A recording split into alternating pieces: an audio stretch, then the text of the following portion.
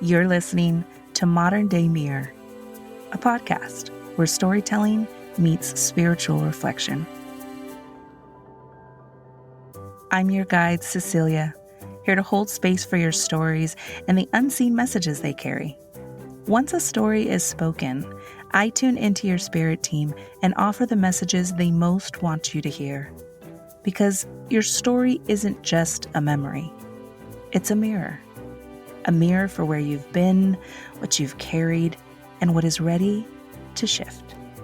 This space is for the curious, the ones sensing there's more beneath the surface. Welcome in.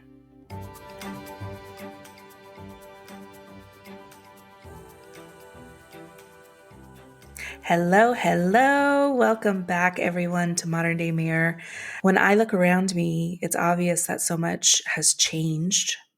And yet I feel like the biggest changes have happened internally. I don't know if anybody else can relate to that. And as a result, I am super excited to announce that we're taking the podcast in a slightly different direction this season. So like before, we're still going to feature a storyteller and their lived experience. But what is different is that now we are welcoming in spirit to the conversation too. So kind of parallel to this storytelling journey and exploration has been my personal spiritual journey. I am now more fully embracing my identity as an intuitive. My intuitive abilities are coming online like they never have before, and I'm actually feeling called to share that with others. So my intent for every episode is to hold energetic space for messages from the storyteller spirit teams to come through. I believe that all of us are supported by a team of energies. These energies are derivatives of source, which you might call universe or God or love. And these energies are comprised of ancestors and guides, loved ones who have passed, higher self, ascended masters, and a bunch more energies that I don't think we'll ever consciously know of, whose only job is to support us in remembering who we are.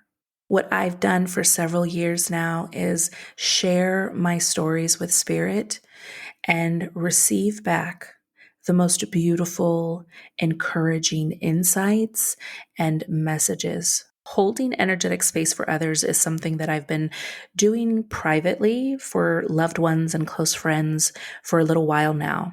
And every time I do, there are the most beautiful insights and metaphors and guidance available. And I realized an opportunity to share that more broadly via the podcast. So our first storyteller this season is a woman named Kathy, who is the mother of a transgender child. And she very tenderly opens up about that experience. If you are someone who has ever internalized the belief that your love for another needed to come at the expense of yourself, this episode is for you. That's the beautiful thing about this format, is that listeners will not only get to see themselves reflected in the storyteller's experience and emotions, but I guarantee there will be messages from spirit for you in here too. I think every story that comes to the pod comes for a reason, and I think everybody who is listening in is meant to. So thank you in advance for being here and for listening with your whole selves, because this is absolutely an opportunity for you to hone your own intuition as you listen. Spirit communicates with us through all the senses. If you feel tingles in your body, maybe you get images or memories that come up spontaneously. Maybe you're listening and you get a craving for a food. I promise you that all of this is for a reason, and that if you follow these nudges, there is magic on the other side. Our first storyteller happens to be somebody who is definitely noticing those intuitive nudges. You'll hear her several times mention the chills that she gets during our conversation. And this can be a form of validation from spirit to let us know that, yes, we are on the right track. Yes, we are picking up what they are putting down. Kathy is someone who I think is a little bit oblivious to just how courageous and inspiring she is. So it was my pleasure to hold space for her and, with the help of spirit, mirror that back. Here's her story. My name is Kathy. I am now 49. I have 12 brothers and sisters. A few have passed for various reasons. Oldest had a massive heart attack. And then my mom also passed away, and my dad committed suicide. My brother passed recently, and my baby sister also just passed recently, suicide. The rest were medical issues. I don't talk to a lot of my family, honestly. I really only talk to my one brother at this point. Just family drama going on, which is weird because I don't talk about my family stuff to people. Cecilia, what are you doing to me? Yeah. Oh. Okay, Kathy, huge chills. There's a lot of pride for you and your courage in showing up today and just sharing your story. So, Thank you. mm-hmm. So yeah, so that's where I'm at with that part of the family. And then married when I was 20, had my first child at 22, second child at 24. First child was born a female, Hannah Marie Bates. I haven't said that name in a long time. Around Hannah's 15th, 16th birthday. That time, I don't know exact day, but it was around that time. I get a letter. Actually, I get a text. I'm sorry. I get a text from Hannah, and she says, "Mom, did you see the letter I left you?" And I'm like, "What letter?" "The letter I left on your bed." And I had already left for the day before they had gone to school at that time. So I went home and I read the letter and I cried because it was her telling me that she didn't want to be Hannah anymore. She wanted to be a boy and that she wanted to transition. So I felt this huge, huge loss. Felt like I'd lost my baby girl. And I didn't show those emotions to her / him now. When I talk about it then, I'll say her. When I talk about him, I'll say him now. Okay. I didn't want to show her the loss, but still wanted to love on him as much as I could and respect his choices because, my oldest brother is not my oldest, my second to oldest brother was gay. He came out when I was 13. My parents gave him the hardest time. And I knew from that moment I would never do that to my kids, no matter if they were gay. Thinking going forward, I'm thinking she's gay, she's lesbian, because my husband at the time, his sister was also gay. So I'm like, okay, accepting, love her no matter what. So it was a little bit different shock when he or she said at the time that she wanted to be a boy. So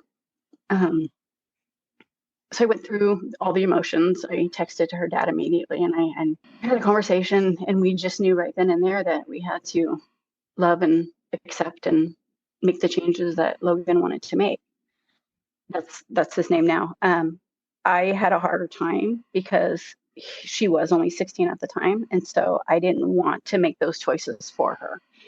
I knew that that's the choices that they wanted to make at the time, but I wasn't willing to make those choices because it had to be parental consent. And so I always said, I love you, I respect you, but you have to wait until you're 18. I love you, I respect you, but you have to wait until you're 18. I want this to be your sole decision. I don't want you ever to come back later in life and say, Mom, why did you let me do this? So started transitioning, then, at 18, then the legal name change, and now we know him as Logan. There are still times that I look at pictures and I miss my baby girl, but then I look at pictures of him now and I couldn't be more prouder. So the man that he is, and his care and his compassion, and he's with somebody who is also transgender, so they have that in common, that bond, and they recently married, and so I couldn't be happier for both of them. But then part of me is still missing that little baby girl. Yeah. Whew. Constant chills. Constant chills as you were sharing that, Kathy. Thank you so much.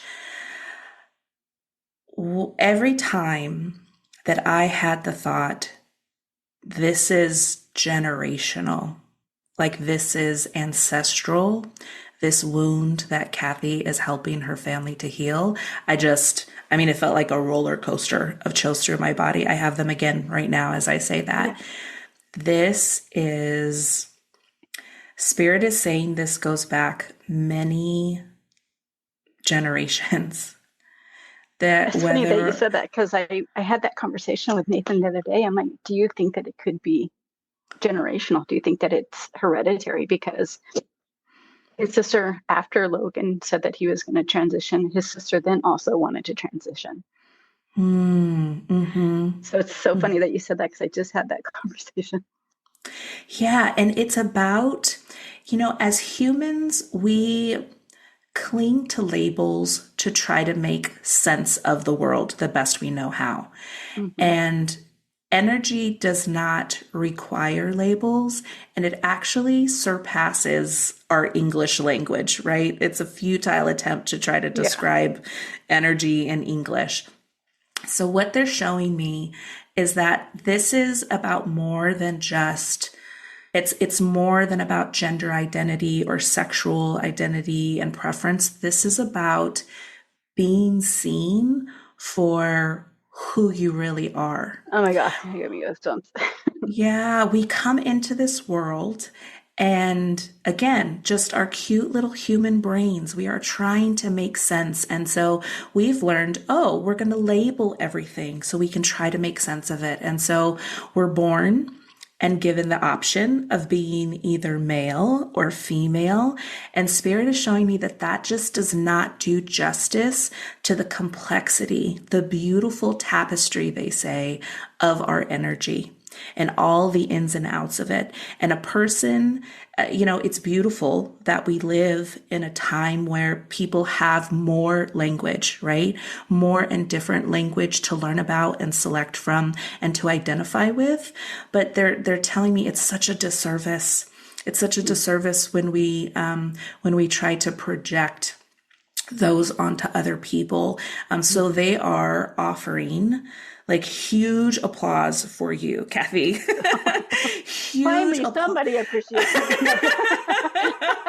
Just kidding. Oh, they are just like over the moon proud of you. They Oh, are recognizing how much courage it took for you to just be open, to be open and supportive to a lifestyle that you may not have had firsthand experience with, mm-hmm. and be open to learning and be open. Oh, be open to letting go, they say. Letting go. That's funny, because Yeah. I heard that yesterday, and I'm like, let go of what? Yes, yes. Be open to letting go of the expectations, they say, that are so natural for parents to have when they welcome in these beautiful babies into the world. Yeah, they're saying it's such a brave thing. Ooh, there are Oh, a lot of parents who are too scared to let go of those expectations.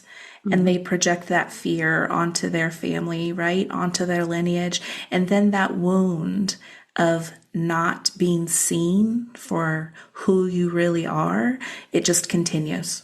Mm-hmm. How is this landing? I mean, spot on. Spot on. Like, I have been struggling with letting it go, and just, because this all happened when I started working in the department, and you don't share that stuff over there. Mm. So For people listening, can you talk more about, and you don't have to name names or, but yeah. just describe what the environment was like in your previous position? So I use, and I don't take this term lightly, toxic. And I say toxic not in the way that they were, mean and vindictive and stuff like that. I just meant they have a certain expectation that they're being held to, and everybody's watching them. So this during this time, this is also the time that Caitlyn Jenner also came out. So, and there's Mm. TVs and the news is on, and I hear them talking about this and making comments about transgender and how disgusting it is, and just Mm. little snide comments. And so I'm like, there is absolutely no way I'm saying anything about my child in here. So I kept that to myself for the longest time. So everybody on that side knows my kids as Hannah and Ethan. People closest to me know that Logan has transitioned. And I don't know how to bring those two together anymore. And I have fear of judgment, and they just make fun of everything over there. Like if you get your hair cut too short, they make fun of you. If you wear something that's, doesn't match or whatever, it's a different culture over there. And this is, mind you, this is 2016 on until I left in 2021. So Mhm. that whole time it didn't change. It wasn't like it's the culture then and then, oh, they're growing, they're getting wiser, they're getting, they see all the stuff in the news, accepting and all that. No, it's man, woman, that's it. So it was very hard to not only go through that, but then to be working in an environment where you can't show your emotions, you can't share your stories. Because even the girls are are that way because they worked over there for so long, and so they just egg them on. And so I had to get out, and so I just started applying to get out to anywhere. So Mm. I was willing to take anything. Maybe they have kids that this is going to happen to. What's going to happen? And I remember you saying, "What if you tell your story and it helps one of them?" And I'm like, "God damn you!" Like now I see it.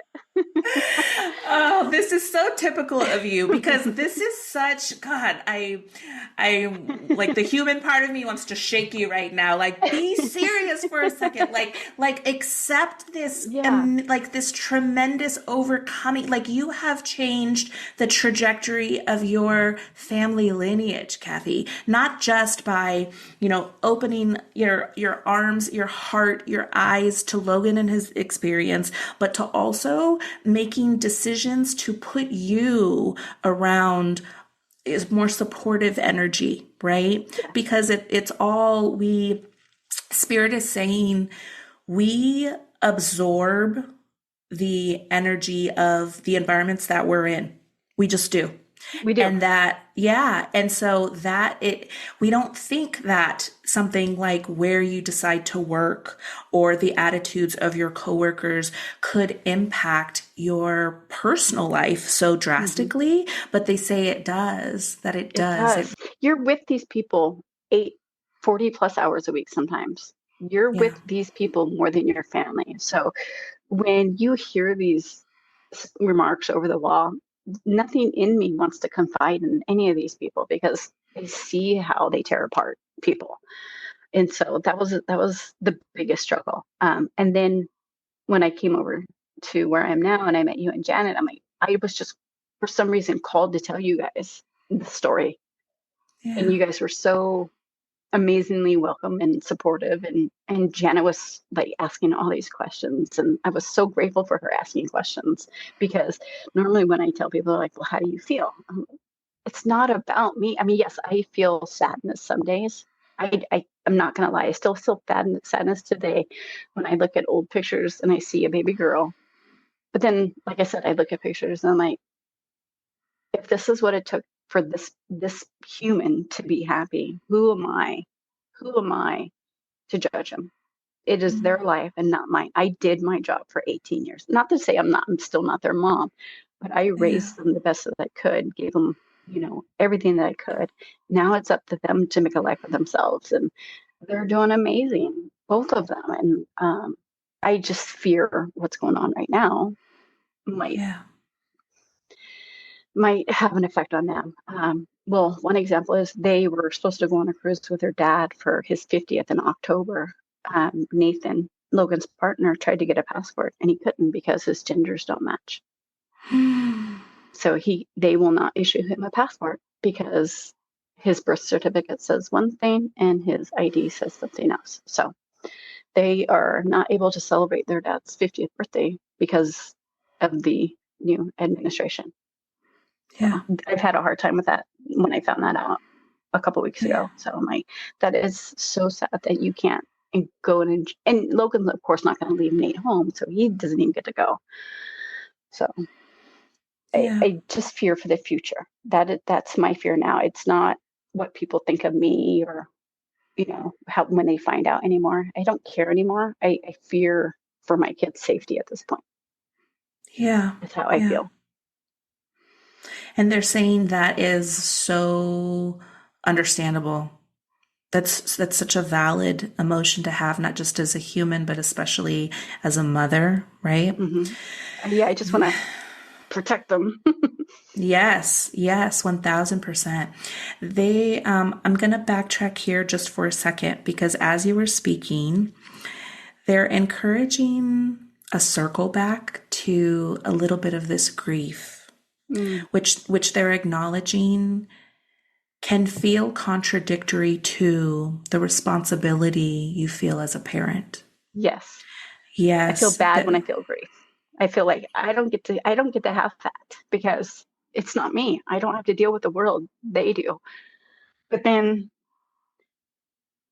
I also, as a mom, I gave birth to a baby girl. It's hard not seeing what they grew into, a woman.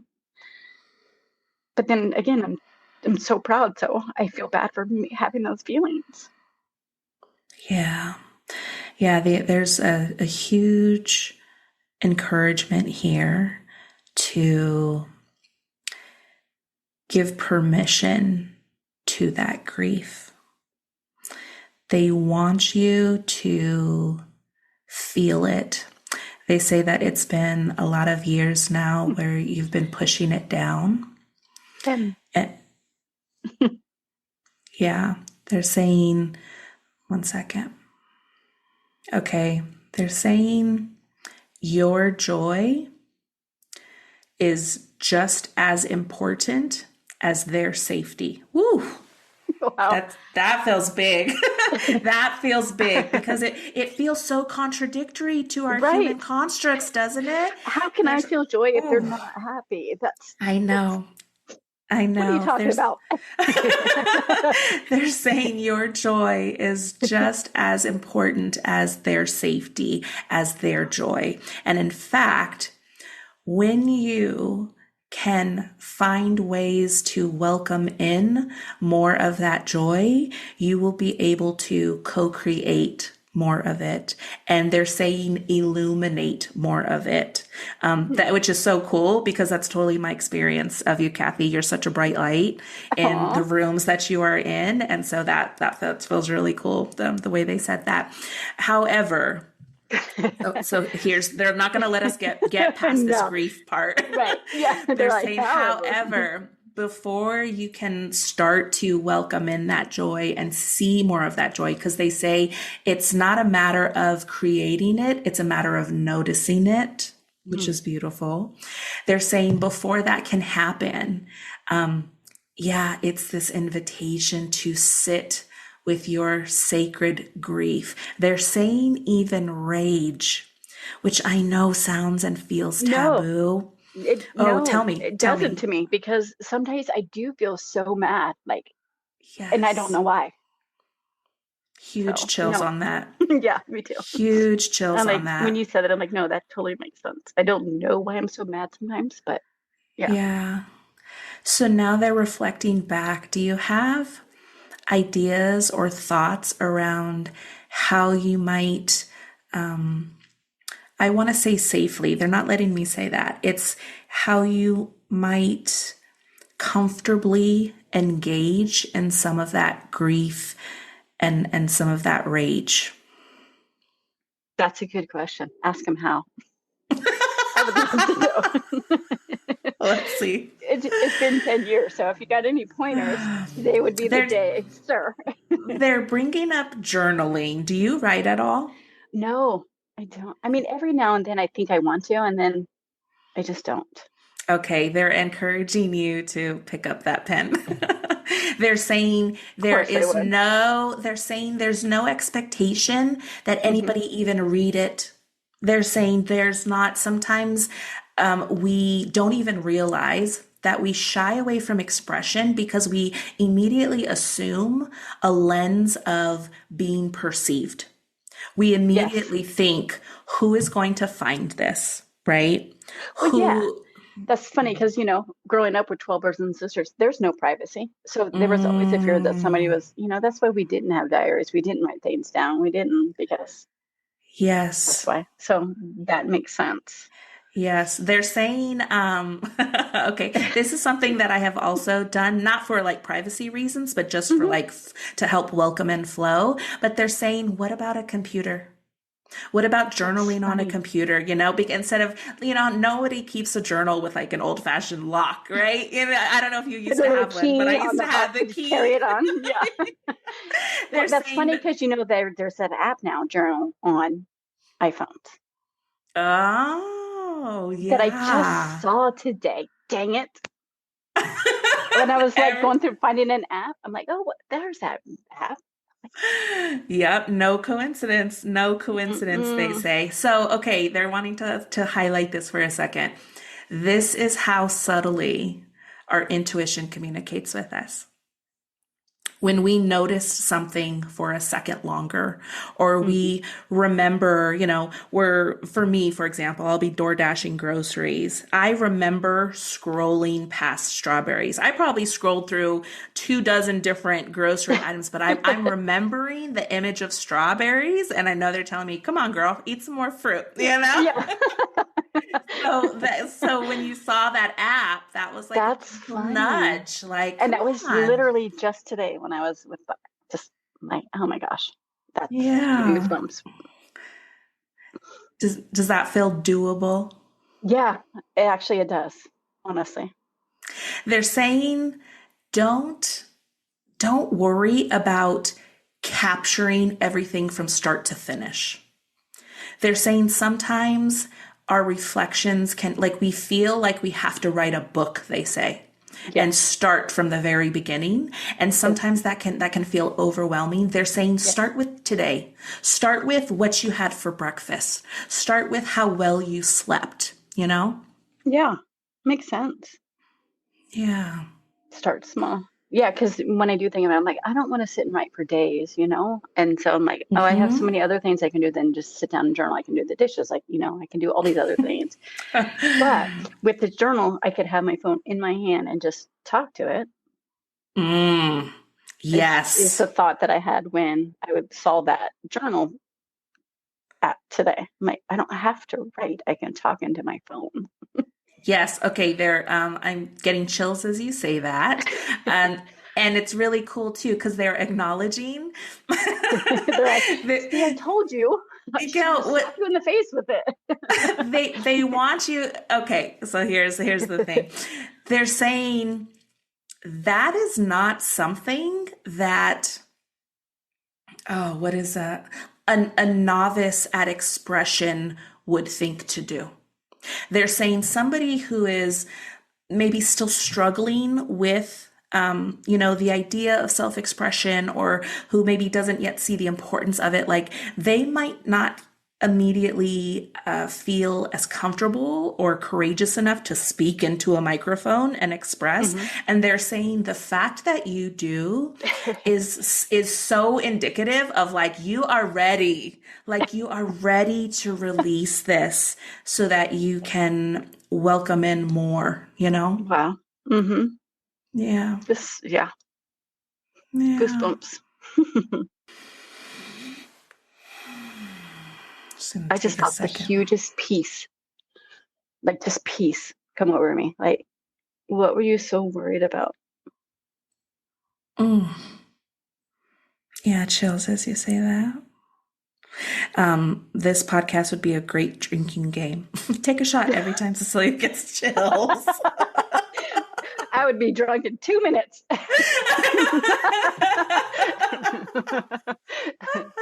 was like, what are we talking about again? Oh man. Yeah, this is such it was such a beautiful encouragement, I think, for not just specific to parents. It's really anybody who has felt like they need to prioritize another person's well-being over themselves. Like Spirit is saying that this hierarchy of love, it doesn't exist. They're saying it's a human construct, that there is space and time and capacity to love everyone and ourselves as the situation calls for, you know? And that it's never just, okay, my kids always come first, right? Right. Mm-hmm. Yeah, they're saying that's how we, you know, for me, it's like my family always Right. comes That's how I first. am. Mm-hmm. Yeah, and they're saying what happens is there's nothing left over for us. There's nothing left over for us, and that our capacity to love and to receive, they say, because that's what feels like is at the root of this invitation today is to expand our capacity to receive. That's so funny because I can love all day long, but receiving is the hardest part. It's 'Cause uncomfortable, isn't it? I'm like, I don't need anything. I'm grown. Yep. Yep. Oh, But I don't we need do. anything. I'm fine. Yeah. I'm comfortable. I'm happy. I'm healthy. People Mm-hmm. have it so much worse than us, right? Right. I Yeah. have a good job. My health is good. My kids are good, but that doesn't mean I'm happy all the time. Yeah, it's just, and for anybody listening, you know, it's just the invitation to expand our capacity to receive. And we do that by catering to Mm-hmm. the emotions, the Mm-hmm. stories that are asking us to take a closer look, you know. Mm-hmm. There is a really powerful nuance in this episode that I'm hoping listeners were able to pick up on. And that is that Kathy's story is so much deeper than one of parental acceptance. This is about the interweaving of personal and ancestral and spiritual grief. We heard earlier in the episode about Kathy's family and the degree to which she has experienced loss in her life. And later, we heard her describe that rage that she does not know the source of, but feels nonetheless. When there is a catalyst, it's overly simple to attribute the emotions that we're experiencing to that catalyst. And what Kathy's story so beautifully illustrates is that it's so much more nuanced than that. Catalysts in our life can serve as spigots for all of the emotion that we have been repressing. And when those events come along, they just turn that spigot on, and we feel things that we never even realized were there. Thank you so much to Kathy for coming on the pod and sharing your story so that others might also have the opportunity to see where this dynamic might be at play in their lives. If you are interested in working together to explore your stories, head over to moderndaymirror.com and sign up for the newsletter. And if you enjoyed today's episode, please like, subscribe, and share it with a friend. Thanks so much for being here.